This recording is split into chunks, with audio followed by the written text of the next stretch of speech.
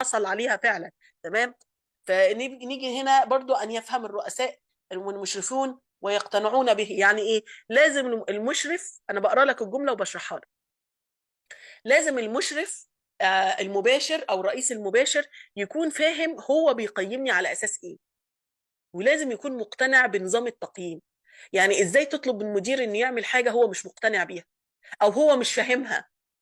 لازم يكون فاهم هو بيقيمني على اساس ليه، على اساس ايه، وبيقيمني امتى، وبيقيمني ازاي، ومقتنع باهميه التقييم. فهمتني؟ مش مجرد اجراء روتيني زي ما قلت لك، هو مش اجراء روتيني، ده اجراء مهم جدا. عامل زي تخطيط القوى العامله برضو في بعض الشركات او مؤسسات بتعمله على انه تستيف ورق وشغل ايه، ورقي كده، ايه، روتيني. لا، ده ذو اهميه كبيره داخل الشركه، وليه ابعاد كتيره داخل الشركه. زي تقييم اداء العاملين، ليه ابعاد ايضا كثيره داخل الشركه. طيب، ان توضح تعليمات واضحه ومفصله بكل مستويات الافراد. انا عايز افهم انت بتقيمني بناء على ايه. مين اللي بيقول كده؟ المرؤوس، الموظف. انت يا شركه بتقيميني بناء على ايه؟ علشان البنود اللي انت بتقيميني على اساسها اخد بالي منها وايه، وانفذها بشكل صحيح. يعني مثلا انت بتقيميني على مستوى الحضور والانصراف، يبقى انا لازم التزم بالحضور والانصراف. طب انت بتقيميني على اني ما اسيرش صراعات في العمل، خلاص مش هسير صراعات في العمل. طب لو حد وجه لي اساءه، اضطر ان انا اسكت وابلعها وما اردش عليه.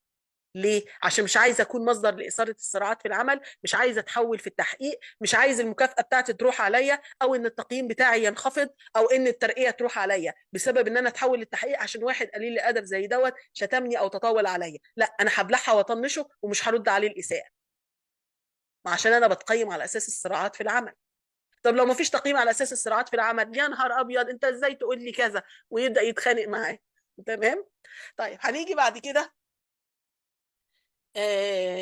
وعلى فكره، دي نصيحه لوجه الله في العمل. يعني الله المستعان، دايما الواحد في العمل يعني طبعا ما شاء الله تبارك الله، الاكاديميه هنا جميله جدا وفريق العمل هنا رائع يعني. بس انا بتكلم ان جنرال في اي مكان اخر، يعني عمل حضرتك بتشتغل طبعا في مكان العمل اللي حضرتك فيه، لما يحصل صراعات في العمل، يعني حاول تلتزم الهدوء، يعني ايه، ما تشعلهاش نارا. يعني انت تحاول تطفيها وتلمها المشكله اللي بتحصل، او تتجاهل كده يعني. ليه؟ لان انت لما تزود الصراع في العمل او كده، ده لا مش في صالحك ولا في صالح العمل، ومش في صالحك انت اكتر.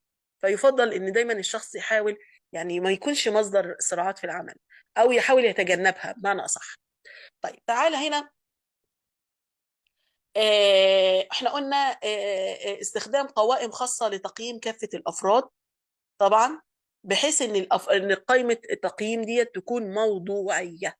زي ما زميلتكم قالت جملة جميلة قوي، قالت لك ايه؟ ما يكونش فيه مبالغة في معايير التقييم. ايوه، انت تكون معايير التقييم اللي انت بتقيمني على اساسها موضوعية، اقدر انا كموظف بسيط انفذها لك والتزم بيها. فهمتني؟ يعني لما تقول لي التزمي بمواعيد الحضور والانصراف، سهله، في ايدي اقدر انفذها لك. طب لما يقول لي ما تسريش صراعات في العمل، حاضر، هعصر على نفسي ليمونه وهسكت عشان ما اعملش مشاكل مع حد. حتى لو حد اذاني هضطر ان انا اتجاهله وافويد اتجنب الايه، الاساءه. تمام. طيب، القيام بالمهام الوظيفية على أكمل وجه.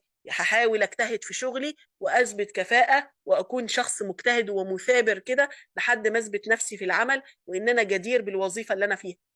طيب، الالتزام باللوائح والقوانين. طيب، قول لي أنت بس قوانينك واحد اتنين تلاتة، وأنا هلتزم باللوائح والقوانين بتاعتك ونظام العمل. برضو في إيدي كل الأربع نقط المهمين بتوع تقييم الأداء، في إيدي. أقدر أعملها، أقدر أعملها، أقدر أنفذها، أيوة أقدر أنفذها. ليه؟ لأنها موضوعية ومنطقية، فسهل إن أنا أنفذها. فهمتني؟ لكن لما تحط لي حاجة